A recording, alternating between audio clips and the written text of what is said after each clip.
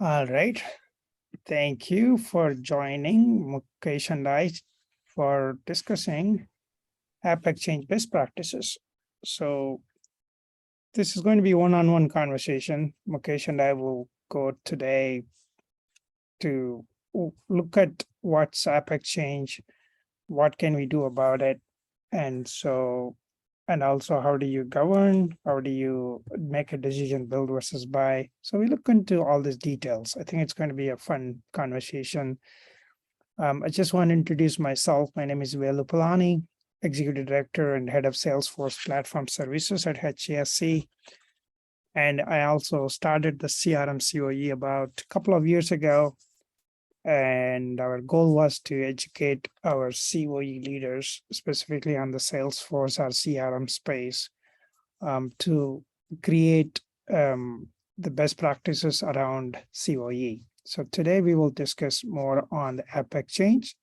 So my background, I've been in the ecosystem for about 20 years using Salesforce. I have built Salesforce products and I've been consulting many years. And then right now I work for HCSC. I want to introduce Mukesh Prusty. He's a colleague of mine. And Mukesh, would you like to introduce yourself? Thanks, Velu. My name is Mukesh Prusty. I'm a Senior Director, Salesforce Architecture and Platform at HCSC. I have been in the ecosystem for the last 14 years, leading many Salesforce implementation, be it in sales, service, communities, or health cloud. I have done consulting for almost 12 years with large enterprises, bringing the best of Salesforce. And this is an interesting topic to learn and also if, understand a little more in depth in terms of what AppExchange is all about and how this ecosystem operates in an organization. So this will be fun in this conversation. Over to you. Thank you, Mukesh. So as you see here, today's discussion, we will go through a little bit introduction about AppExchange. And if you have multiple environments or multi-arc situation, how do you handle this? How do you make a decision, buy versus build? How do you select the right tool? Even if you know the right tool, what is the process in which you will go through? And how do you maximize the value? And, it's like anything else. How do you do the governance around AppExchange products in your environment? And also you need to maintain even though it's a third-party applications, you still have to do the maintenance along with your Salesforce instances. And we will also have some Q&A, but this is mostly two of us. So the questions will be between two of us. So once again, let's get started. Mukesh, if you see the screen here, Salesforce started in 1999. They launched AppExchange in 2005. Ever since, they have grown big. When you look at this slide, what comes to your mind? I mean, this is phenomenal. A product like Salesforce in 25 years. I don't exactly remember, is it 35 billion this year that they?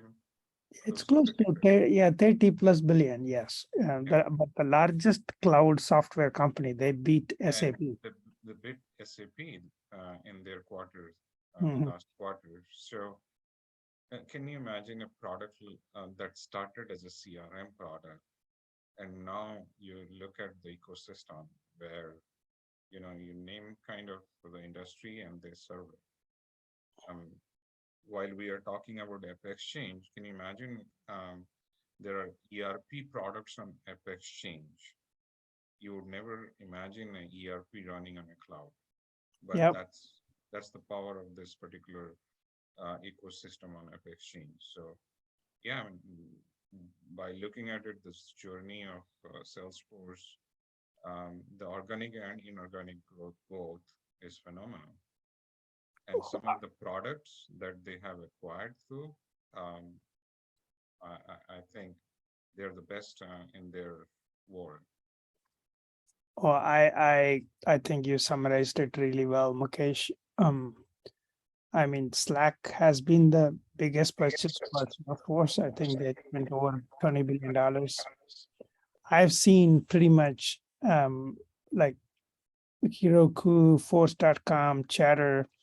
My first Dreamforce was 2009. When they released Chatter, I used my mobile phone to enable the Chatter. I said, okay, we are using Chatter starting from now. So that's how I could see that. But if you go further deeper into it, um, so before even we go here, Mukesh, if you think about what is AppExchange, a lot of people would be asking a question, right? What is an AppExchange? Why do I care about this? So it is it is an ecosystem. As you see here, this slide is pretty crowded. Apps, components, bold solutions, lightning, data flow solutions, consultants. So it's not just the applications alone. It has got consultants who can help you with your environment. Some apps are free, some you have to pay for it. And then if you think about it, why do I care about the App Exchange? Benefits, savings, maybe better maintenance, limitations. There are limitations by buying their product. And also, you need to make sure that does it meet your security standards. Not all the time the App Exchange products um, are suitable for your environment.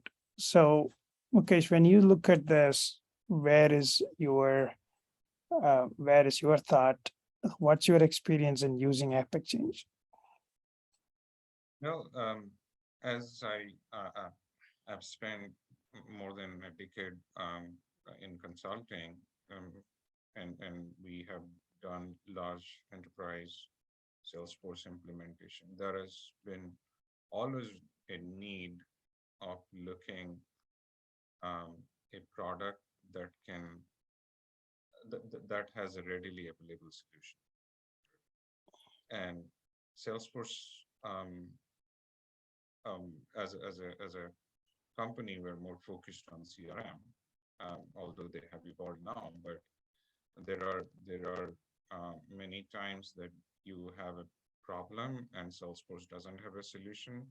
You go to AppExchange and you will find that solution there. So there are so many, um, you know, ISPs, SIs, even it, a developer can create its own product and publish that in exchange. So this is the marketplace where you go look for the product that you're looking for, uh, you know that meets your need, and then you get started with using that product. So it's an ecosystem. It's a um, it has evolved in time. Just like you mentioned, some 190,000 application product on App Exchange today. That's a big deal.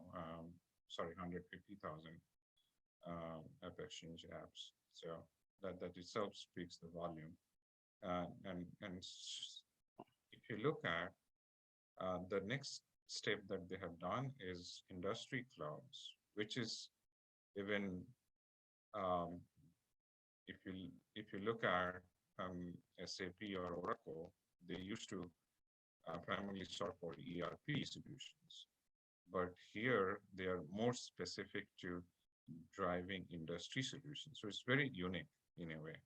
And look at the way I've been following Amazon as a company, their investment on healthcare as a domain, right? So even their products are now becoming more and more industry specific. So I think that those are key for companies like Salesforce, where they are putting their work and getting their value.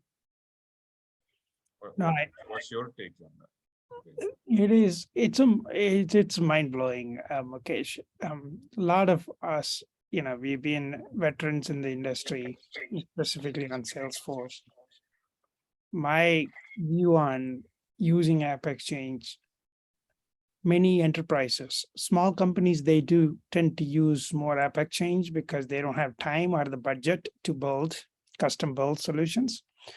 Whereas the large enterprises, they don't spend too much time in doing research. They're always busy building something and they're busy in delivering something. So if you think about 91% of Salesforce customers use AppExchange, that's a big number. It's like if you have an iPhone, and I'm pretty sure almost 100% of the iPhone users use App Store. And here, 91% in a business environment, that's a big deal in my opinion. What I do not fully know, what percentage of them are small business customers versus what percentage would be medium and what percentage will be the large one. With my personal experience, many large customers, whatever the reason, they may not or they don't leverage the AppExchange ecosystem as much as small customers. I think it's because whatever, it could be a security problem, it could be a compliance issue, or they have a lot of money that they can afford to build rather than looking elsewhere. So that's my thought, Mukesh. I mean, that's a great point that you mentioned. At least with my experience, though, I slightly differ on that because Mhm. I have seen, I'm sure they're using one or the other product Mhm. of AppExchange. Um, the way this product, I mean, sales. So if you look at the way this AppExchange is built, Mhm. is because Salesforce has provided this PaaS component, right? Mhm. Platform as a service. So you go and build your Mhm. application and then sell it in the marketplace. So because of that, um, I have seen, at least in my experience, even with large customers, they use they just don't use the Salesforce vanilla or the industry, but there will be some or the other exchange product. And that again, that's my experience so far. Oh, totally. I hear you because I think it's all depending on what clients that are where Yeah, you worked and how these companies. But certainly the large companies have probably deeper pockets to internally versus going externally. yeah, yeah. Small companies, I don't have time and I don't have a lot of budget. I don't have money. I would rather buy an app which can solve my problem and keep moving. Right. Um, so the what really fascinates me, Mukesh, is the industry cloud solutions. There are 12 industry clouds and 600K app exchange solutions. It's a if you are using health cloud or manufacturing cloud or financial services cloud, if I remember correctly, when the app exchange started, there was no industry cloud 3 4 years ago, right? Only the industry cloud has been there like 4 5 years, maybe maximum. I think I first one I used in 2019. No, 2018. So let's say even if they started in 2017, I don't think it was even industry cloud, like maybe a financial services cloud or whatever that they were calling at that time. Within 4 or 5 years, 600,000 app exchange solutions are mind-boggling. And I think we as practitioners, Salesforce practitioners, we should be looking the app exchange solutions very deeply. So when we move to the next one, Mukesh, you worked as an architect many years and you're leading as an architect leader for HCSC. How do you see this working in a multi-org environment? This is a good thing to have a conversation because Salesforce in itself, if you look at, right, it's mostly a business facing application, right? It's unlike in ERP where you have your finance, you have your supply chain, which is more of a back office than front office. So because it is a business facing, most of the time, even Salesforce itself, forget about AppExchange, Salesforce itself in large enterprise owned by business, not IT, Hmm. right? Yeah.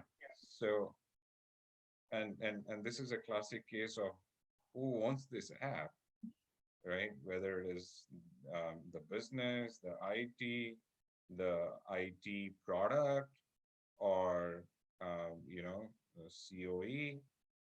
I mean, that's a good question to have. I don't think that there is a straight answer because every company operates differently. But um, I think whosoever owns it, there has to be the right governance and you know the right kind of protocol to be followed for any exchange product that the company is likely to invest on, because it you are buying a product which is definitely going to solve your problems. That's the reason you're buying it. But also at the same time, there are other risks that is involved that you need to assess on security and data and all those things. So I think those are all great questions. Is there a straight answer? I would say no. Gotcha. And also, if you think about it, in a multi-org environment, um, when I say multi-org here for audience, it is a company which has got more than one Salesforce instance. And if you're having one instance, for example, DocuSign, a contract management or document management or a contract management app, it can be used by more than one org. Now, when it comes to using two orgs, you need to have best practices across the board so that people can consistently use. And also, when you use it in one place versus one org versus the other org, how do you make sure that you are configuring it right way for that particular instance and org? So AppExchange, even though it is the same tool, but the purpose for each instance might be different, right? That's my understanding, and that pretty much my experience as well.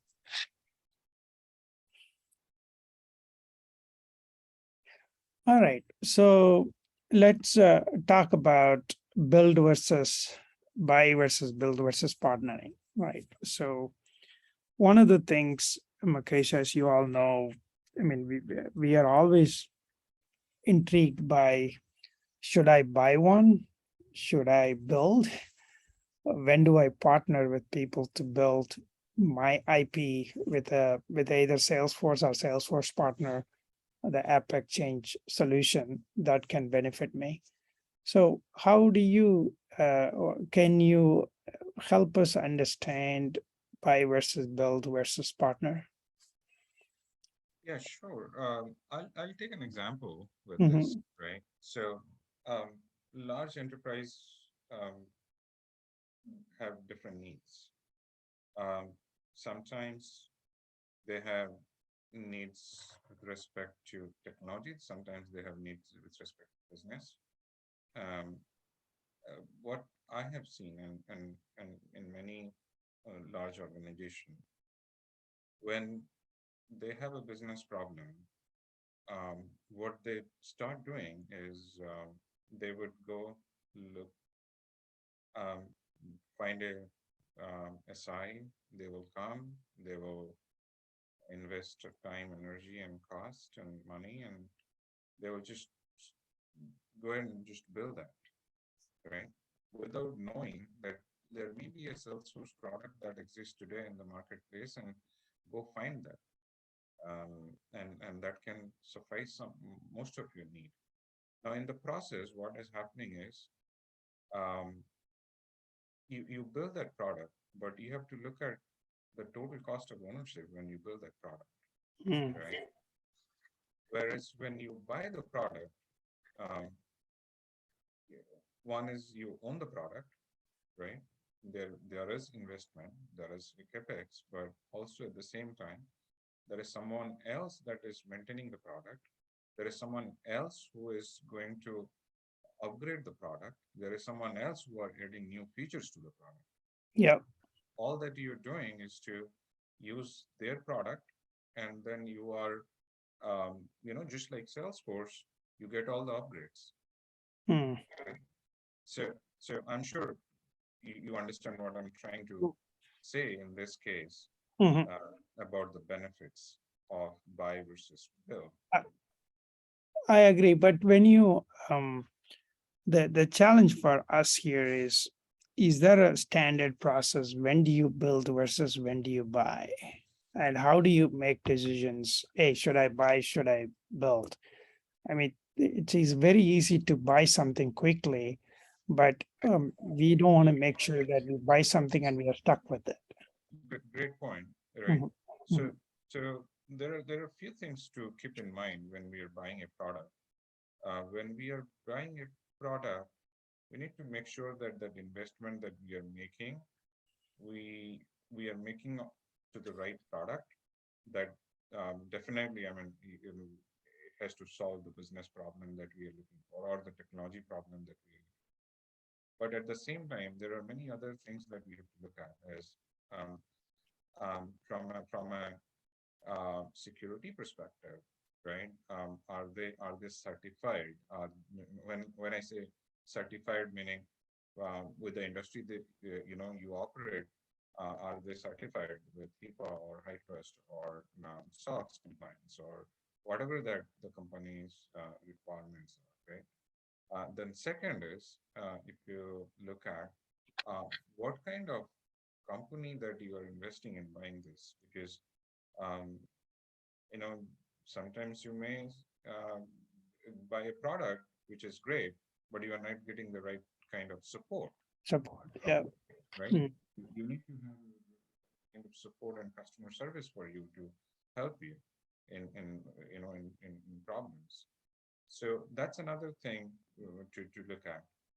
Um, I'm sure there are other aspects too, like whether data is critical for you, or data security is critical for you.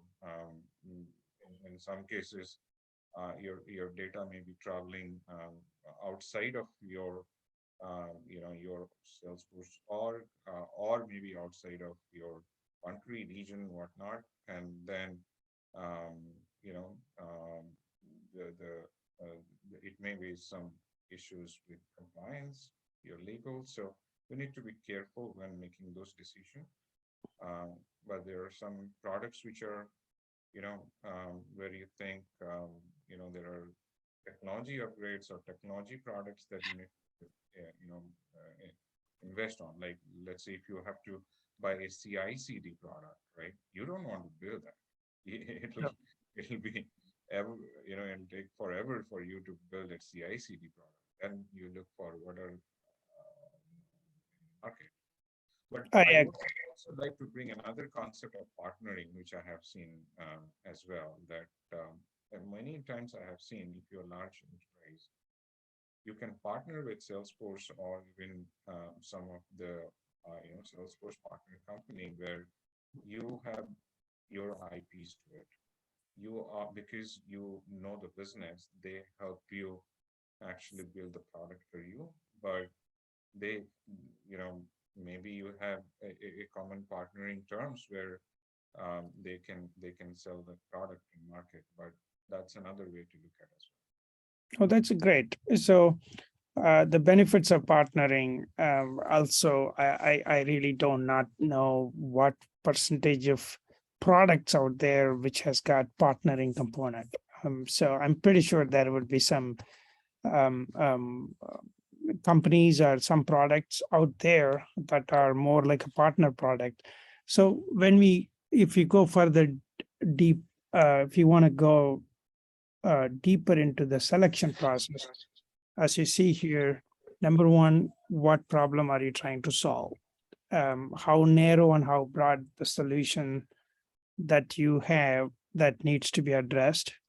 What are your security privacy requirements, review options, proof of concept, testing in a sandbox, and make sure that what is the app's roadmap and support model. So this is quite a bit of exercise that we have to do, right? In terms of whenever we want to buy a product, we need to spend a lot of time because we shouldn't be uh, carried forward with the marketing pitch that you see a video or a 5-minute YouTube video. That's okay. Hey, this product looks so cool.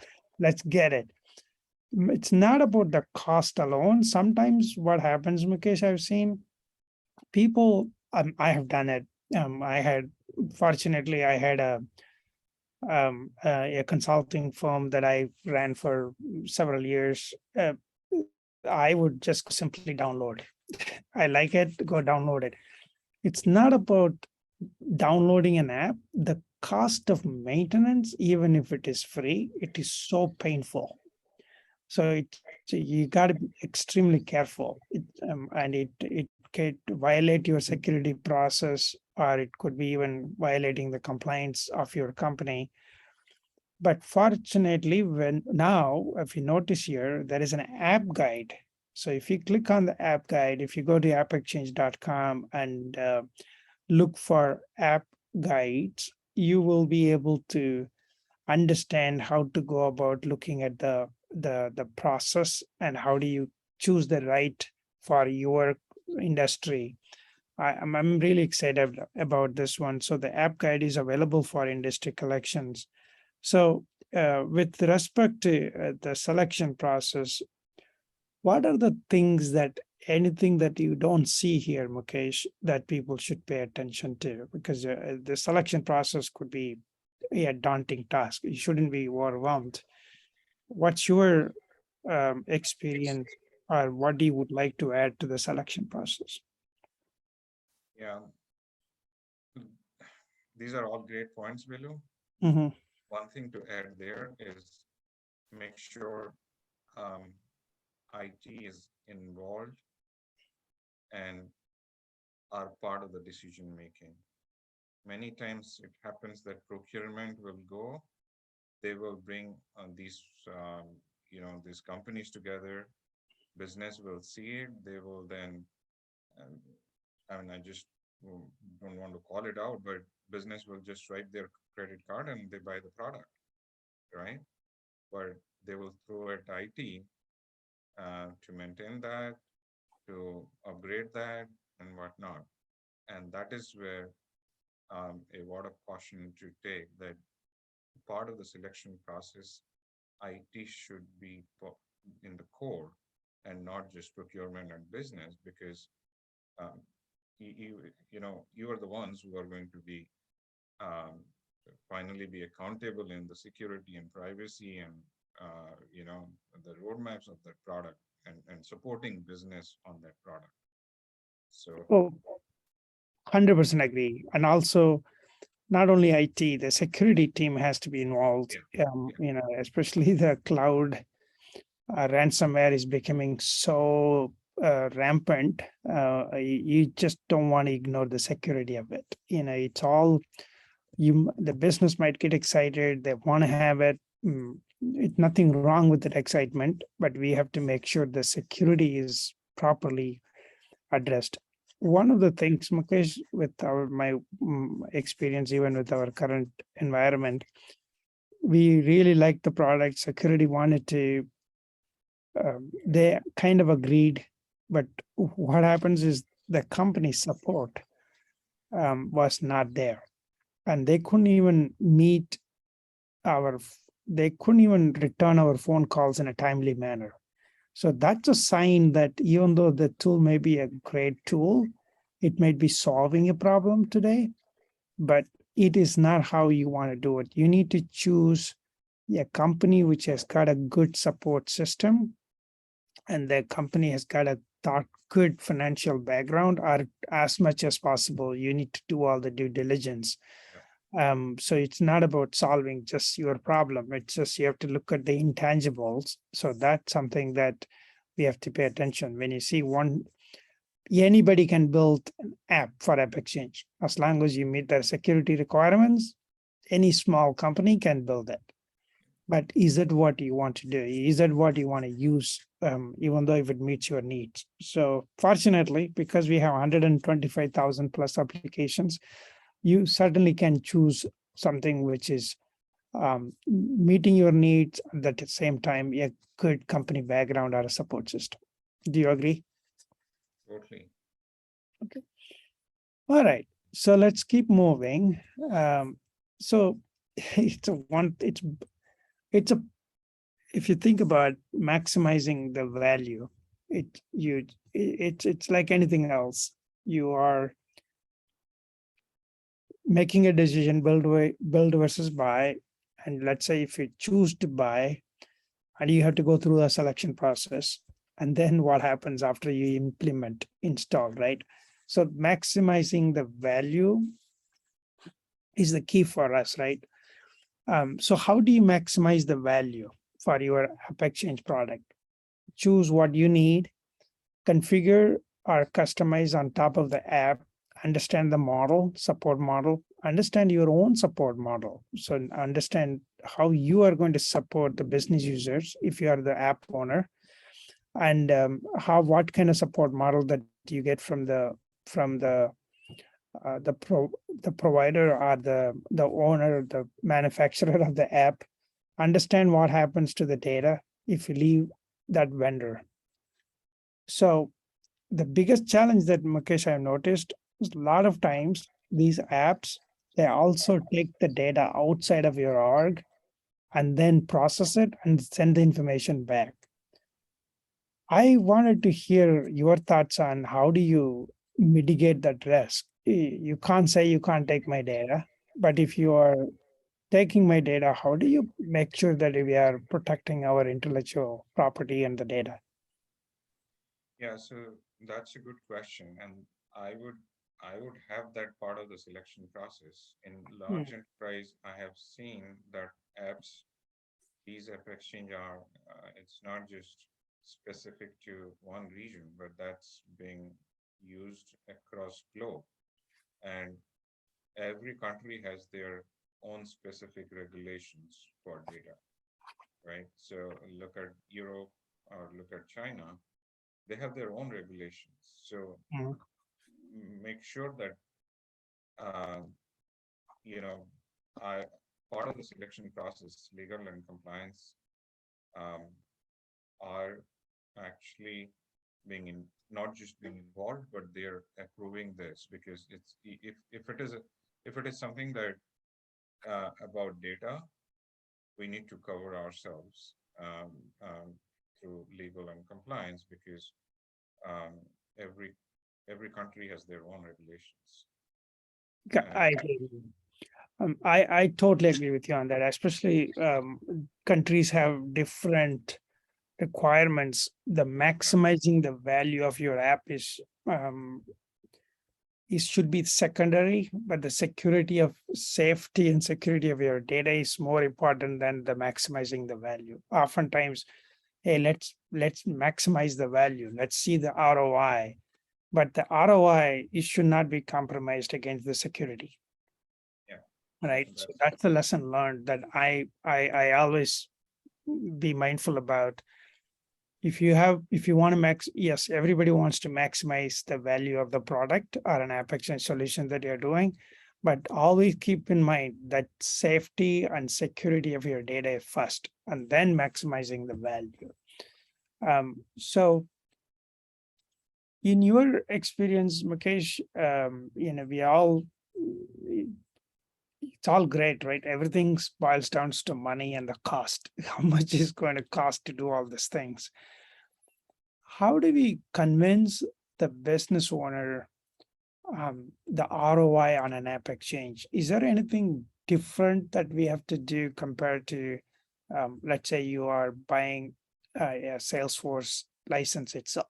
I'm just curious. How do we do the ROI calculation for the app? I mean, it boils down to two things, right? Mhm. If I have to do a ROI, first thing is I would look at what business value it is delivering to me, more Mhm. of qualitative value measurement. But in terms of quantitative, I will always look at the total cost of ownership of the product, Mm. right? Whether let's say if I have decided to buy this product, all right, there is a capex today, but what it will take me for my year one, year two, year three to perform and maintain that product, and am I getting that value in the third year, Mm. right? Or am I reducing my cost and increasing my return year over year? So that's where I would look at. Now, I mean, you just come in any business, right? So you don't get it in the year one, or you don't get it in the year two, maybe, right?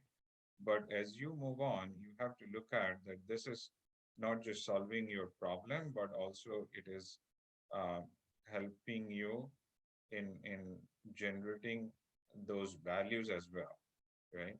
And and invest on the products where you think that uh, these products, if you look at some of those products, Mhm. um, I'll take one example, Velu, you know, Viva for that matter, right? If you look at Mhm. the Mhm. way they started and the way they have grown so far. I came from life sciences, and I know that 19 out of 20 Fortune 20 life sciences company use Viva, Wow. right? So that's almost 95% of the companies. Yeah, 19 out of 20 Fortune 20 companies, life sciences companies use Viva. Mm. And why? Because they have created that kind of a brand for themselves for life sciences, right? Mm. Now, do you want to go to another company that to meet your life sciences need, sales need? Probably that's where you have to question. And I'm sure that when as an enterprise we do the ROI and the TCO approach, we have to look at what the business value we are, going to get delivered, and um, what business value we will realize, but also at the same time, the total cost of ownership has to, uh, you know, it has to from year to year, when you see that, it has to lower, right? Because you are owning the product, and then also at the same time, the maintenance of the product is done by somebody else, but also they are improving the product to your need, right? I totally agree with you on this. I think you had a really good point. So what I'm hearing from you is that hey, we are buying today, the today's cost is great, but as the business changes, is this company going to serve our needs? Are they going to be innovate faster?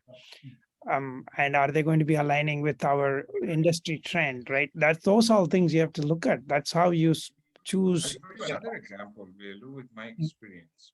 Mhm. So when this pandemic hit, right, um, Viva did not have in their product, anywhere in their product, to do a remote.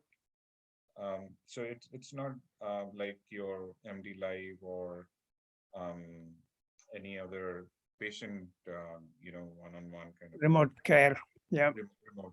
So so if you look at Viva, right, they Mhm. they basically promote pharmaceutical products to providers, right? And they so until pandemic hit, nobody thought that they would need a product that can do a remote facilitation Mhm. with your provider. I And see. can you imagine, within 6 weeks or after the pandemic, my previous customer implemented this product of Viva, and they went live with uh, in the globe, like in Wow. Japan, in China, in US. So imagine the kind of innovation that they did. Mm. And that's exactly what you want to invest on a product like that. Yeah. So when we look at the maximizing value of a product, so you don't look at just for today's need, you look at the future need and see how these companies are positioned to help you. Because when it 125,000 applications that you are there, you want to be very mindful about how you choose. And unless you choose the right company with the right background, it may not have all the features that you need today, but in the long run, they will continue to innovate compared to a mom and pop shop. They just build one today, it looks shiny, but it may not meet your needs in the future. I think that's my understanding, right, Mukesh? Yeah, yeah, that's spot on. Yeah. Perfect. So so biggest, we all know governance is a big deal, right? So when you are looking at AppExchange tools, it's like anything else. You need a ownership. You need to make sure that you have if you have a center of excellence, they need to have a role in maintaining or governing your uh, platform tools. And how do you procure? And how do you make sure that you have the right security in place? How do you make sure that a lot of times we buy these apps which are so inexpensive compared to what you spend for your Salesforce sales cloud or service cloud or whatever industry cloud that you have. Let's say if you're only spending 10 grand a year, and if you're not using it, it's going to be another problem, that you have a bandwidth issue, that you are having something sitting on your arc without being used. Education, right? So how do you, so these are the governance steps that I could see that a company should follow. If you have, whether you have one app exchange tool or a software or a system, or you have multiple, I think this all applies. What else do you think, Mukesh, that we should, when it comes to governance, from architecturally, what's your view? Yeah. I think you captured most of it, I would say, or all of it. I think what I can think of from an architecture standpoint, Velu, is how it fits into your enterprise systems. So, Mm, um, you know, let's say if you buy a product, make sure that it is aligned to your enterprise patterns. Um, like you mentioned, they have, but also at the same time, um, you know, your integration that you need to do with many other systems, it, how it aligns to your enterprise. I know that it is all built on top of Salesforce, but at the same time, they have to be using the latest and greatest of Salesforce, so that it is supporting your enterprise standard as well. So Uh, what I'm hearing is that, so when we look at it, even though it is very easy to install, right? Just yeah, download and can you give configuration. But what is the business process or capabilities that we are bringing in? How is that fitting the enterprise need, yeah, enterprise architecture? So we need to make sure that it's not only meeting the Salesforce architecture standards, it should also be meeting the enterprise architecture, right? Is that a exactly. fair statement? Yeah, that's where I'm going, because tomorrow, let's say if you want to build an integration pattern, right? There are many ways you can integrate with this product. Now it has to support the enterprise um, standards, right? Let's say if I want to do a hub and spoke model of integration against do a point-to-point integration with APIs or REST or SOAP, whatever, it has to support the standards basically. So it is built on Salesforce platform, I agree, but it has to take the advantage of the Salesforce platform, and also at the same time it should, because most of these AppExchange product are such that you are limited of making very minimal changes to it, Hmm. or maybe no changes to it. Because you're restricted, right? This all protected are what you call managed package. Managed So, package. right. Yeah, So you can't do any changes to it. You can exactly. just simply use it. Yeah. No, that's a very good point. So I think the governance, what we as I'm seeing here, you need to have a good governance process. Who owns it?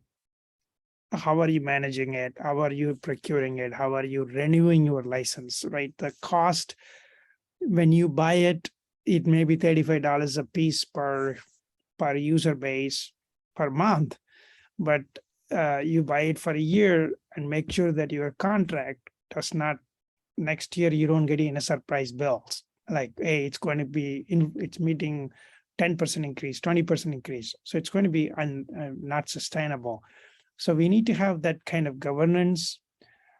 And what I have noticed, Mukesh, um, especially in this app exchange as a product, these products do use a lot of um, Salesforce resources. For example, the tabs that you see, the API calls, the storage. So if you don't have, when you are doing the governance for your Salesforce instance, make sure that you have a good governance um, for your AppExchange products as well. So that's the key. You got to make sure that everything in Salesforce is limited. So you apply the governance process very, very closely for the AppExchange product as you apply for your Salesforce instance. So I think very interesting topic on the governance. We also look at the maintenance side of it. We want to make sure that you are maintaining your app, tech debt, clean up with your data. If you're customizing, which you are not allowed to customize because it's managed, but they may allow you to do some customization. So make sure that you are maintaining it. And you test as much as every time when the Salesforce releases something and your app needs to be tested as well. Sometimes we just don't pay attention to all these things, and we get into a lot of troubles. And then they say they blame it on the product or the app exchange product. No, it's not something that you don't do. You need to plan for it, right? And who else is responsible for in the multi-arc situation? This product might work in one arc, the other arc it may not work. So we got to make sure that you're testing right. You're timing with Salesforce release for this App Exchange product. Talk to the App Exchange product owners. Make sure that there is no surprise coming for the release. And if they have some additional release coming, you're educating your user community that, hey, there is a new release comes out of App Exchange product, and you educate them. A lot of companies, they don't do this. I think maintenance is very, very critical so that you don't create a lot of tech debt. Anything else on the maintenance part, Mukesh? One thing that I want to talk about, Velu, Mhm, is mhm. decommissioning of these F exchange products, uh, Very good point. right? In Mm, you know, you s- you at a point thought that, oh, you know what, this is not really helping me. Let me mm. decommission it, right? So that itself is I would say, is a big deal in a multi-org situation. So Well, when completely agree with you on yeah, that. so Yeah, I missed that part of it.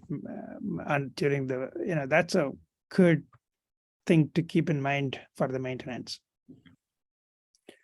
All right, Mukesh, I think. and one other aspect that I would like to add, Velu, Mhm, is mhm, I think assessing these products every now and then in terms of the adoption um, and the business value, right, would be key because every day you see there is a new product that is in the market, right?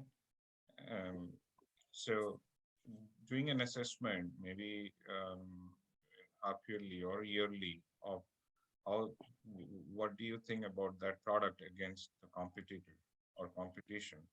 Will help you to know that you're really getting the right, um, to your point, maximizing the value, right?